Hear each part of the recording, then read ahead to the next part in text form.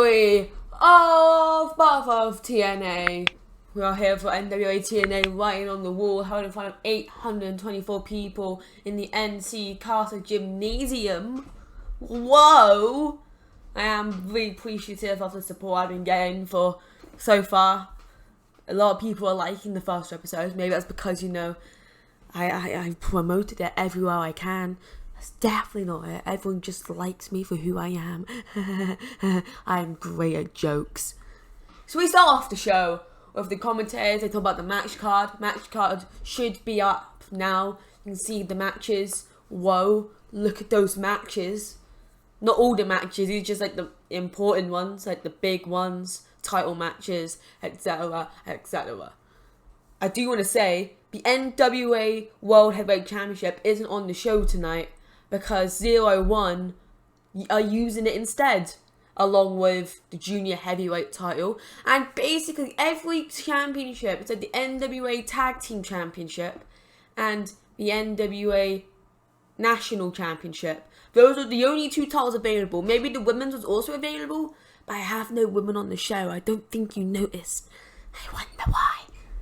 So we only have two NWA titles. We have the TNA tag titles. We have the X Division Championship, and that's it. That is all we have. But the TNA Championship will not be on the line. The tag title match, that will be for the NWA Tag Team Championships. Whoa. Whoa. We start off the show with segment main of 32 in a bout that had terrible wrestling and a non-existent crowd heat. Eric Young defeated Joey Matthews in 11:39 by pinfall with the showstopper. Eric Young with a 33, Joey Matthews with a 24. Kevin Kelly and Bobby Heenan. Oh, that's nice. Kevin Kelly and Bobby Heenan actually have good chemistry. Oh, I like that. I really do like that. Eric Young's experienced, Joey Matthews inexperienced, poor psychology, and inconsistent. Whoa. Then we have an interview with AJ Styles. Segment rating of 46. I'm going to be pretty quick with this since you know I'm bad at this. AJ Styles, he basically announces that he has the match with Jeff Jarrett tonight in the main event of the evening. After last show, he said he wanted the match. This show, a month later, he managed to get the match. Because Jeff Jarrett, he's the head booker, but there's also other bookers, and they went over his head, all of them band together, and they made the match. Jarrett is a bit pissed. Bit pissed. Yeah. That's all I can say about that. Well, there's a segment rating of 24. The business class is shown preparing for the title match. Not the title match. The 3-on-1 match later on. Of course, they're facing Claudio Castagnoli. Meaning the X Division title isn't on the line. So that's only 2 championships on the show that are being defended. Whoa. We're also the NWA Tag Team Champions. They weren't available, so we have the titles. So we're going to crown new champions. Whoa. Yeah, this isn't a big thing. It's just them. Shows them preparing for the match. You can hear them mocking Castagnoli in their own way. I don't know. Ooh. Then we go in the segment rating of 33. The NWA World Tag Team title match. Also the TNA Tag Team Championship as well on the line. I forgot that. Blackout versus Scum in a terrible match. Blackout defeated Scum in 14:06 when Corey Travis submitted Kill Switch. Blackout made defense number 3 of the NWA World Tag Team titles, and they win the NWA World Tag Team titles. Whoa! And now they're double champ. I'm pushing these guys to be tag team glory. Homicide with a 34, Corey Travis with a 29, Wrathchild with a 26, Killswitch with a 27. Corey seemed off this game, so he could have done better.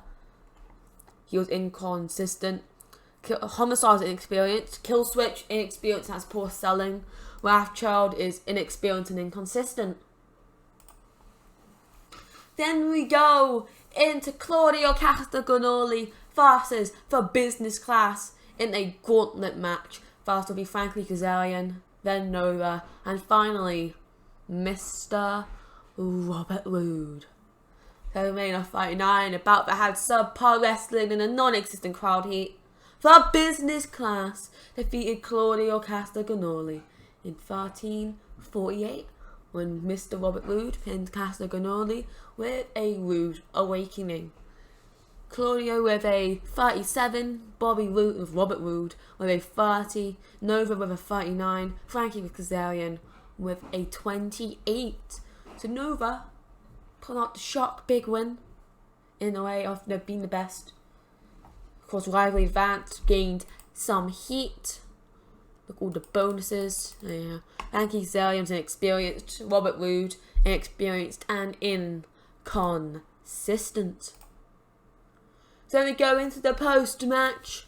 The business class, they're planning to continue the assault, planning to add more pain to Claudio Castagnoli. It could have been a simple fact, he had the attack, he could have left it.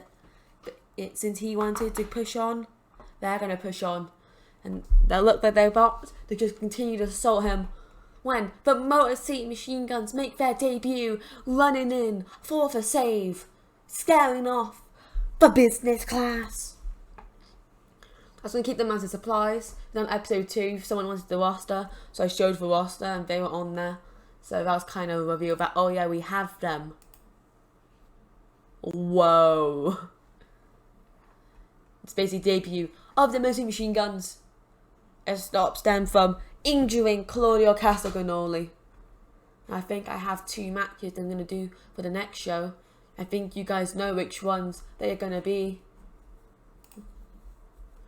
Then we go to Reign of 38. Prince Caprice Coleman versus Robert Gibson for the NWA National Heavyweight title. And about that had a decent reaction from the crowd, but subpar wrestling. Prince Caprice Coleman defeated Robert Gibson in 11:31 by pinfall, illegally using the ropes for leverage, and he wins the NWA National Heavyweight title. Robert Gibson, he's defending the title 20 times. He's defending it enough. Time to give it to someone else, younger, hungrier, who could use the title to build on them, to make them better. And that is Prince Caprice Coleman. Johnny the King Lawler, he overhypes him to hell on the commentary. And when he wins, he screams and jumps for joy. Yeah, just imagine that. That'd be kind of funny. Both of them got a 36. Prince Caprice Coleman experienced poor psychology. Robert Gibson for penalised for stamina and declining physical ability. So he's old, he's young. That's basically it. And then we go into the debut of Abyss. 7 reign of 62. Abyss versus Mike Rotundo. Whoa. And about that had good wrestling and a decent match in the crowd. Abyss defeated Mike Rotundo in 9:47 by submission. Good debut for Abyss. Just him beating down a legend, pummeling him for basically 10 minutes. Of course, he would have a comeback and would start pushing in the moves. Mike Rotundo might go for his finisher, but it would be reversed, and Abyss would just beat him down again, ending it with a black hole slam before going in for a submission. Triangle choke, yeah. Mike Rotundo caused decline in physical ability, and that was basically it. So if he was younger, it could have done 63. And then pre-match, 7 rating of 50. Of course, they both made their entrance as the announcer is introducing AJ Styles. Jeff Jarrett turns to the crowd and he is shown taking something out of his shirt pocket, because he comes out of his shirt pocket. He comes out of his shirt with a pocket and he puts on the guitar. Let's say that was his entrance.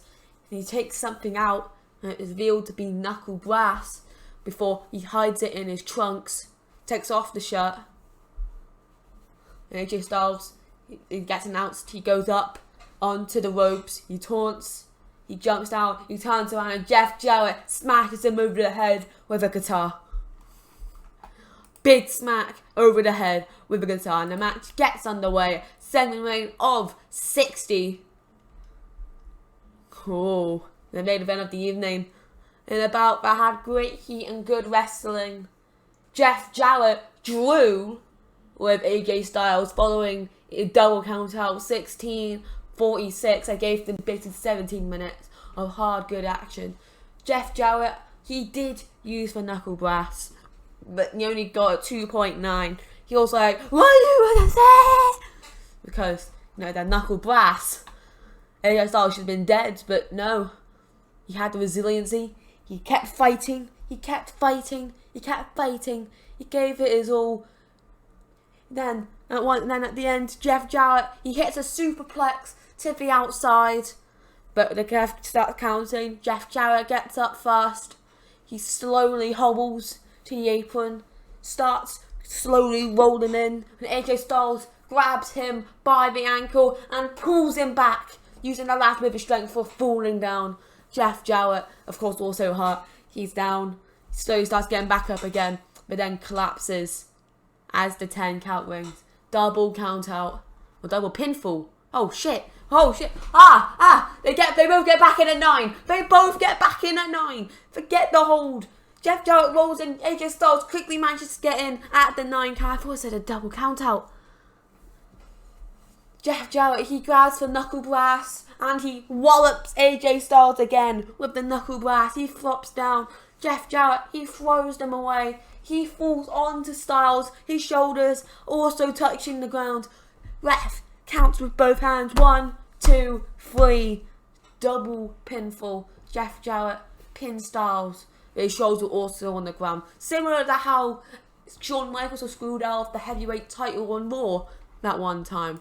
When he did the pin, he landed on Triple H, but his shoulders were also on the floor. The pin looked very awkward, so you could tell, some shenanigans. And that was the end of the show. This episode has been a short episode. I've been able to get through a lot quicker. Maybe it's down to me being speedy. Maybe it's not much on the show. Overall rating of a 57 increased our popularity in one region. I do want to say we also have a TV broadcaster now. It shows a small amount in the southeast region. I think that's where we are. So we are getting more popularity now. We're getting a TV sponsor for tour highlights. If I'm able to, I'll try to get an actual TV show. TNA Impact. What? I'll make the speech just to bring out AJ Styles. I'll give you some encouragement. Abyss, I'll also give you some encouragement. And Prince, Caprice Coleman. I'll compliment you a good performance. So, pleased, and pleased. There you go, looking at him, that face. I hope you enjoyed. Make sure to slap that like button if you want to see more. Make sure to comment what you thought of the show. Any potential challenges, give them to me. Any potential storylines between any of the people I have on my roster. If you don't know the roster, check out last episode and just watch the previous episodes. Because, I think they're good episodes. Yeah. Share this video and all other my TEW videos with people who enjoy TEW or GM type content. Subscribe and smack the notification bell so you never miss a video or stream. Check out the second channel, ArchoToo, where I do variety gaming and variety stuff. It's mainly gaming at the moment. Subscribe, notification bell too, over there. Yeah. Peace out. Scrubs.